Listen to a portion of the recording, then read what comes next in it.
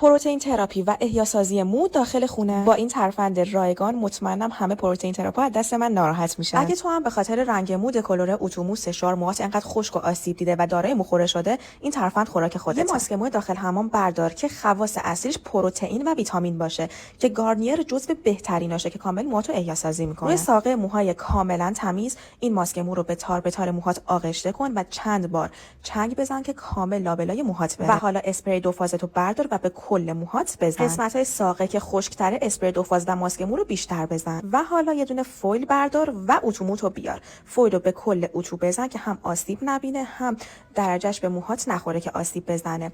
توی پایین ترین درجه‌ای که میتونی اتوموتو بذار و لایه به لایه موهاتو در حد 3 نهایتاً 4 بار اتو کشی کن. 1 ساعت به موهات استراحت بده تا کامل مواد جذب موهات بشه. بعد از 1 ساعت فقط موهاتو آب کشی کن، شامپو نزن، با باد سشوار خشکش کن. و حالا بعد از اولین استفاده موهات کاملا براق و احیا میشه بدون هیچ مخوره‌ای.